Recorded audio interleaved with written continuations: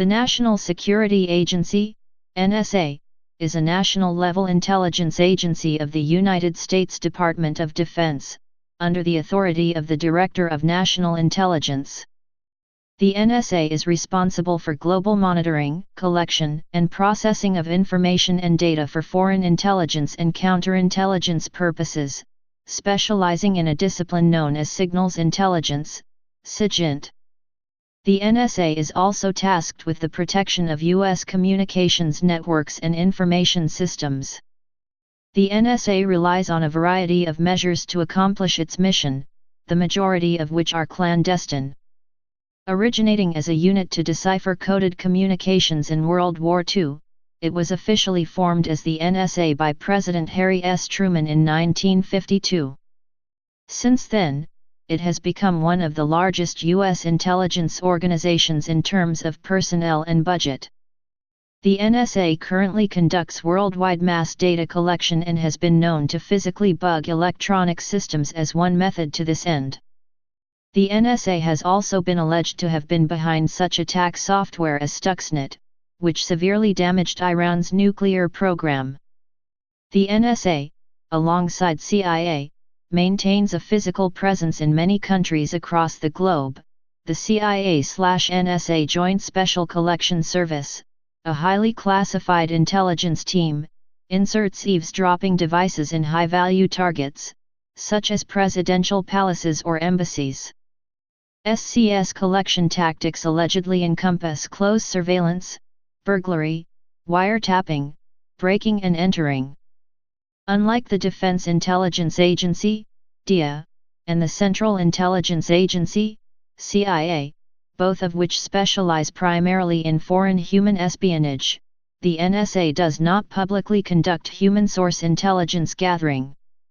The NSA is entrusted with providing assistance to, and the coordination of, SIGINT elements for other government organizations, which are prevented by law from engaging in such activities on their own. As part of these responsibilities, the agency has a CO-located organization called the Central Security Service, CSS, which facilitates cooperation between the NSA and other U.S. defense cryptanalysis components. To further ensure streamlined communication between the signals intelligence community divisions, the NSA director simultaneously serves as the commander of the United States Cyber Command and as chief of the Central Security Service. The NSA's actions have been a matter of political controversy on several occasions, including its spying on anti-Vietnam War leaders and the agency's participation in economic espionage. In 2013, the NSA had many of its secret surveillance programs revealed to the public by Edward Snowden, a former NSA contractor. According to the leaked documents, the NSA intercepts and stores the communications of over 1 billion people worldwide, including United States citizens. The documents also revealed the NSA tracks hundreds of millions of people's movements using cell phones' metadata. Internationally, research has pointed to the NSA's ability to surveil the domestic internet traffic of foreign countries through boomerang routing. History. Formation. The origins of the National Security Agency can be traced back to April 28, 1917, 3 weeks after the U.S. Congress declared war on Germany in World War I. A code and cipher decryption unit was established as the Cable and Telegraph Section, which was also known as the Cipher Bureau. It was headquartered in Washington, D.C., and was part of the war effort under the executive branch without direct congressional authorization. During the course of the war, it was relocated in the Army's organizational chart several times. On July 5, 1917, Herbert O. Yardley was assigned to head the unit. At that point, the unit consisted of Yardley and 2 civilian clerks. It absorbed the Navy's cryptanalysis functions in July 1918. World War I ended on November 11, 1918, and the Army Cryptographic Section of Military Intelligence, MI8, moved to New York City on May 20, 1919, where it continued intelligence activities as the Code Compilation Company under the direction of Yardley. The Black Chamber. After the disbandment of the U.S. Army Cryptographic Section of Military Intelligence, known as MI8, in 1919, the U.S. government created the Cipher Bureau, also known as Black Chamber. The Black Chamber was the United States' first peacetime cryptanalytic organization. Jointly funded by the Army and the State Department, the Cipher Bureau was disguised as a New York City commercial code company. It actually produced and sold such codes for business use. Its true mission, however, was to break the communications, chiefly diplomatic, of other nations.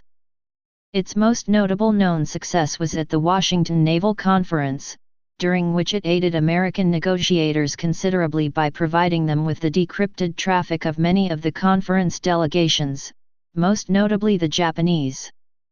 The Black Chamber successfully persuaded Western Union, the largest U.S. telegram company at the time, as well as several other communications companies to illegally give the Black Chamber access to cable traffic of foreign embassies and consulates. Soon, these companies publicly discontinued their collaboration. Despite the Chamber's initial successes, it was shut down in 1929 by U.S. Secretary of State Henry L. Stimson, who defended his decision by stating, "Gentlemen do not read each other's mail." World War II and its aftermath. During World War II, the Signal Security Agency, SSA, was created to intercept and decipher the communications of the Axis powers. When the war ended, the SSA was reorganized as the Army Security Agency, ASA, and it was placed under the leadership of the Director of Military Intelligence. On May 20, 1949, all cryptologic activities were centralized under a national organization called the Armed Forces Security Agency, AFSA. This organization was originally established within the U.S. Department of Defense under the command of the Joint Chiefs of Staff.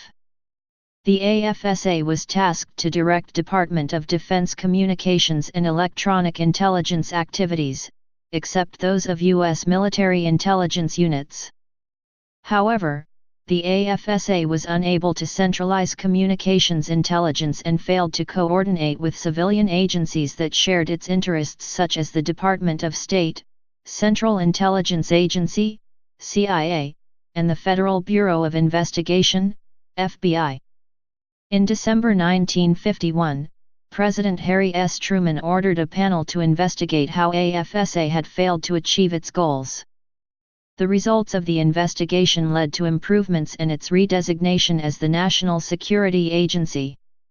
The agency was formally established by Truman in a memorandum of October 24, 1952, that revised National Security Council Intelligence Directive, NSID, 9.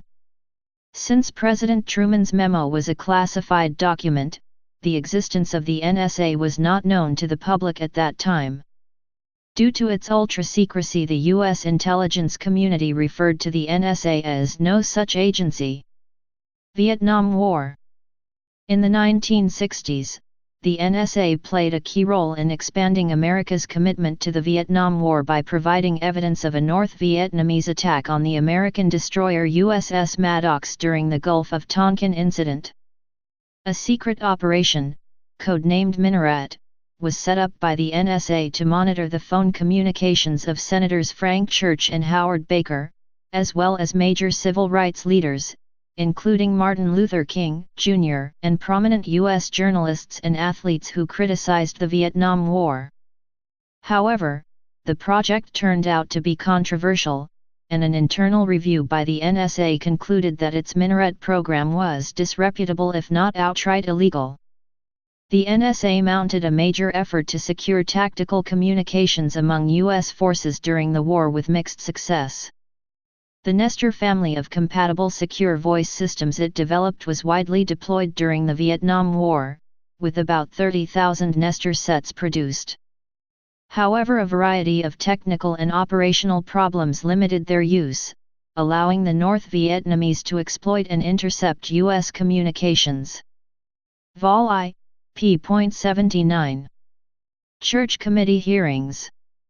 In the aftermath of the Watergate scandal, a congressional hearing in 1975 led by Senator Frank Church revealed that the NSA, in collaboration with Britain's SIGINT intelligence agency Government Communications Headquarters, GCHQ, had routinely intercepted the international communications of prominent anti-Vietnam War leaders such as Jane Fonda and Dr. Benjamin Spock. Following the resignation of President Richard Nixon, there were several investigations of suspected misuse of FBI, CIA, and NSA facilities. Senator Frank Church uncovered previously unknown activity, such as a CIA plot, ordered by the administration of President John F. Kennedy, to assassinate Fidel Castro. The investigation also uncovered NSA's wiretaps on targeted American citizens. After the Church Committee hearings, the Foreign Intelligence Surveillance Act of 1978 was passed into law. This was designed to limit the practice of mass surveillance in the United States. From 1980s to 1990s. In 1986, the NSA intercepted the communications of the Libyan government during the immediate aftermath of the Berlin discotheque bombing. The White House asserted that the NSA interception had provided irrefutable evidence that Libya was behind the bombing, which U.S. President Ronald Reagan cited as a justification for the 1986 United States bombing of Libya. In 1999, a multi-year investigation by the European Parliament highlighted the NSA's role in economic espionage in a report entitled Development of Surveillance Technology and Risk of Abuse of Economic Information. That year, the NSA founded the NSA Hall of Honor, a memorial at the National Cryptologic Museum in Fort Meade, Maryland. The memorial is a tribute to the pioneers and heroes who have made significant and long-lasting contributions to American cryptology. NSA employees must be retired for more than 15 years to qualify for the memorial. NSA's infrastructure deteriorated in the 1990s as defense budget cuts resulted in maintenance deferrals. On January 24, 2000, NSA headquarters suffered a total network outage for 3 days caused by an overloaded network. Incoming traffic was successfully stored on agency servers, but it could not be directed and processed. The agency carried out emergency repairs at a cost of $3 million to get the system running again. Some incoming traffic was also directed instead to Britain's GCHQ for the time being. Director Michael Hayden called the outage a wake-up call for the need to invest in the agency's infrastructure. War on Terror. In the aftermath of the September 11 attacks, the NSA created new IT systems to deal with the flood of information from new technologies like the Internet and cell phones. ThinThread contained advanced data mining capabilities. It also had a privacy mechanism. Surveillance was stored encrypted, decryption required a warrant. The research done under this program may have contributed to the technology used in later systems. ThinThread was cancelled when Michael Hayden chose Trailblazer, which did not include ThinThread's privacy system. Trailblazer project ramped up in 2002 and was worked on by Science Applications International Corporation, SAIC, Boeing, Computer Sciences Corporation, IBM, and Litton Industries. Some NSA whistleblowers complained internally about major problems surrounding Trailblazer. This led to investigations by Congress and the NSA and DOD inspectors general. The project was cancelled in early 2004. Turbulence started in 2005. It was developed in small, inexpensive test pieces, rather than one grand plan like Trailblazer. It also included offensive cyber warfare capabilities, like injecting malware into remote computers. Congress criticized Turbulence in 2007 for having similar bureaucratic problems as Trailblazer. It was to be a realization of information processing at higher speeds in cyberspace. Global surveillance disclosures. The massive extent of the NSA's spying, both foreign and domestic, was revealed to the public in a series of detailed disclosures of internal NSA documents beginning in June 2013. Most of the disclosures were leaked by former NSA contractor, Edward Snowden. Mission: NSA's eavesdropping mission includes radio broadcasting, both from various organizations and individuals, the Internet, telephone calls, and other intercepted forms of communication. Its secure communications mission includes military, diplomatic, and all other sensitive, confidential or secret government communications. According to a 2010 article in the Washington Post, very day, collection systems at the National Security Agency intercept and store 1.7 billion emails, phone calls, and other types of communications. The NSA sorts a fraction of those into 70 separate databases. Because of its listening task, NSA/CSS has been heavily involved in cryptanalytic research, continuing the work of predecessor agencies which had broken many World War II codes and ciphers. See, for instance, Purple, Venona Project, and JN25. In 2004, NSA Central Security Service and the National Cyber Security Division of the Department of Homeland Security, DHS, agreed to expand NSA Centers of Academic Excellence in Information Assurance Education Program. As part of the National Security Presidential Directive 54/Homeland Security Presidential Directive 23, NSPD 54, signed on January 8, 2008, by President Bush, the NSA became the lead agency to monitor and protect all of the federal government's computer networks from cyberterrorism. Scope: the NSA intercepts telephone and Internet communications of over a billion people worldwide, seeking information on foreign politics, military developments, terrorist activity, pertinent economic developments, and commercial secrets. A dedicated unit of the NSA locates targets for the CIA for extrajudicial assassination in the Middle East. The NSA has also spied extensively on the European Union, the United Nations and numerous governments including allies and trading partners in Europe, South America, and Asia. Controversy and litigation. In the United States, at least since 2001, there has been legal controversy over what signal intelligence can be used for and how much freedom the National Security Agency has to use signal intelligence. The government has made, in 2015, slight changes in how it uses and collects certain types of data, specifically phone records. Warrantless wiretaps. On December 16, 2005, The New York Times reported that, under White House pressure and with an executive order from President George W. Bush, the National Security Agency, in an attempt to thwart terrorism, had been tapping phone calls made to persons outside the country, without obtaining warrants from the United States Foreign Intelligence Surveillance Court, a secret court created for that purpose under the Foreign Intelligence Surveillance Act, FISA. One such surveillance program, authorized by the U.S. Signals Intelligence Directive 18 of President George Bush, was the Highlander project undertaken for the National Security Agency by the U.S. Army 513th Military Intelligence Brigade. NSA relayed telephone, including cell phone, conversations obtained from ground, airborne, and satellite monitoring stations to various U.S. Army signal intelligence officers, including the 201st Military Intelligence Battalion. Conversations of citizens of the U.S. were intercepted, along with those of other nations.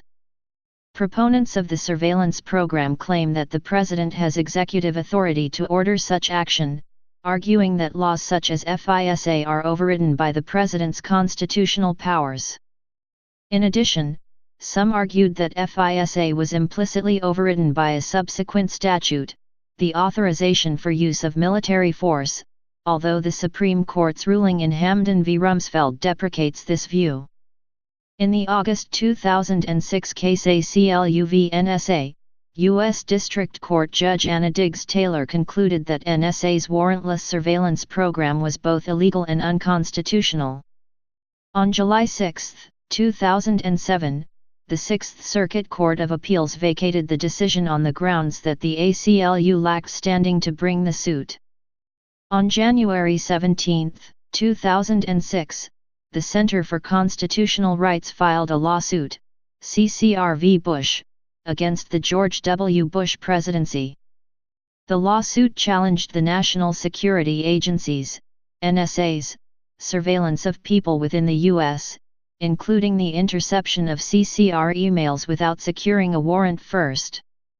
In September 2008, the Electronic Frontier Foundation, EFF, filed a class action lawsuit against the NSA and several high-ranking officials of the Bush administration, charging an illegal and unconstitutional program of dragnet communications surveillance, based on documentation provided by former AT&T technician Mark Klein. As a result of the USA Freedom Act passed by Congress in June 2015, the NSA had to shut down its bulk phone surveillance program on November 29 of the same year. The USA Freedom Act forbids the NSA to collect metadata and content of phone calls unless it has a warrant for terrorism investigation. In that case, the agency has to ask the telecom companies for the record, which will only be kept for 6 months. AT&T Internet Monitoring. In May 2006, Mark Klein, a former AT&T employee, alleged that his company had cooperated with NSA in installing NARIS hardware to replace the FBI Carnivore program, to monitor network communications including traffic between American citizens. Data mining. NSA was reported in 2008 to use its computing capability to analyze transactional data that it regularly acquires from other government agencies, which gather it under their own jurisdictional authorities. As part of this effort, NSA now monitors huge volumes of records of domestic email data, web addresses from Internet searches, bank transfers, credit card transactions, travel records, and telephone data, according to current and former intelligence officials interviewed by The Wall Street Journal. The sender, recipient, and subject line of emails can be included, but the content of the messages or of phone calls are not. A 2013 advisory group for the Obama administration, seeking to reform NSA spying programs following the revelations of documents released by Edward J. Snowden, mentioned in Recommendation 30 on page 37, that the National Security Council staff should manage an interagency process to review on a regular basis the activities of the U.S. government regarding attacks that exploit a previously unknown vulnerability in a computer application. Retired cybersecurity expert Richard A. Clark was a group member and stated on April 11 that NSA had no advance knowledge of Heartbleed. Illegally obtained evidence. In August 2013 it was revealed that a 2005 IRS training document showed that NSA intelligence intercepts and wiretaps, both foreign and domestic, were being supplied to the Drug Enforcement Administration, DEA, and Internal Revenue Service, IRS, and were illegally used to launch criminal investigations of U.S. citizens. Law enforcement agents were directed to conceal how the investigations began and recreate an apparently legal investigative trail by reobtaining the same evidence by other means. Barack Obama administration. In the months leading to April 2009, the NSA intercepted the communications of American citizens, including a congressman, although the Justice Department believed that the interception was unintentional. The Justice Department then took action to correct the issues and bring the program into compliance with existing laws. United States Attorney General Eric Holder resumed the program according to his understanding of the Foreign Intelligence Surveillance Act Amendment of 2008, without explaining what had occurred. Polls conducted in June 2013 found divided results among Americans regarding NSA's secret data collection. Rasmussen reports found that 59% of Americans disapprove, Gallup found that 53% disapprove, and Pew found that 56% are in favor of NSA data collection. Section 215 Metadata Collection. On April 25, 2013, the NSA obtained a court order requiring Verizon's business network services to provide metadata on all calls in its system to the NSA on an ongoing daily basis for a 3-month period, as reported by The Guardian on June 6, 2013. This information includes the numbers of both parties on a call, location data, call duration, unique identifiers, and the time and duration of all calls, but not the contents of the conversation itself. The order relies on the so-called business records provision of the Patriot Act. In August 2013, following the Snowden leaks, new details about the NSA's data mining activity were revealed. Reportedly, the majority of emails into or out of the United States are captured at selected communications links and automatically analyzed for keywords or other selectors. Emails that do not match are deleted. The utility of such a massive metadata collection in preventing terrorist attacks is disputed. Many studies reveal the dragnet-like system to be ineffective. One such report, released by the New America Foundation, concluded that after an analysis of 225 terrorism cases, the NSA had no discernible impact on preventing acts of terrorism. Defenders of the program said that while metadata alone can't provide all the information necessary to prevent an attack, it assures the ability to connect the dots between suspect foreign numbers and domestic numbers with a speed only the NSA's software is capable of. One benefit of this is quickly being able to determine the difference between suspicious activity and real threats. As an example, NSA Director General Keith Alexander mentioned at the annual Cybersecurity Summit in 2013, that metadata analysis of domestic phone call records after the Boston Marathon bombing helped determine that another attack in New York was baseless. In addition to doubts about its effectiveness, many people argue that the collection of metadata is an unconstitutional invasion of privacy. As of 2015, the collection process remains legal and grounded in the ruling from Smith v. Maryland, 1979. A prominent opponent of the data collection and its legality is U.S. District Judge Richard J. Leon, who issued a report in 2013 in which he stated, "I cannot imagine a more indiscriminate and arbitrary invasion than this systematic and high-tech collection and retention of personal data on virtually every single citizen for purposes of querying and analyzing it without prior judicial approval. Surely, such a program infringes on that degree of privacy that the founders enshrined in the Fourth Amendment." As of May 7, 2015, the U.S. Court of Appeals for the Second Circuit ruled that the interpretation of Section 215 of the Patriot Act was wrong and that the NSA program that has been collecting Americans' phone records in bulk is illegal. It stated that Section 215 cannot be clearly interpreted to allow government to collect national phone data and, as a result, expired on June 1, 2015. This ruling is the first time a higher-level court in the regular judicial system has reviewed the NSA phone records program. The replacement law known as the USA Freedom Act, which will enable the NSA to continue to have bulk access to citizens' metadata but with the stipulation that the data will now be stored by the companies themselves.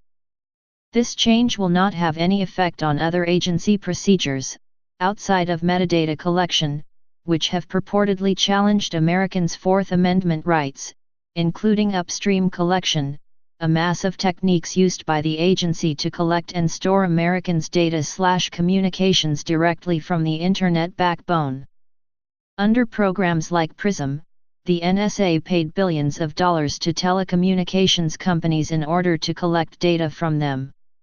While companies such as Google and Yahoo claim that they do not provide direct access from their servers to the NSA unless under a court order, the NSA had access to emails, phone calls, and cellular data users. Under this new ruling, telecommunications companies maintain bulk user metadata on their servers for at least 18 months, to be provided upon request to the NSA. This ruling made the mass storage of specific phone records at NSA data centers illegal, but it did not rule on Section 215's constitutionality. Fourth Amendment encroachment. In a declassified document, it was revealed that 17,835 phone lines were on an improperly permitted alert list from 2006 to 2009 in breach of compliance, which tagged these phone lines for daily monitoring. 11% of these monitored phone lines met the agency's legal standard for reasonably articulable suspicion, RAS. The NSA tracks the locations of hundreds of millions of cell phones per day, allowing it to map people's movements and relationships in detail. The NSA has been reported to have access to all communications made via Google, Microsoft, Facebook, Yahoo, YouTube, AOL, Skype, Apple, and Paltalk, and collects hundreds of millions of contact lists from personal email and instant messaging accounts each year.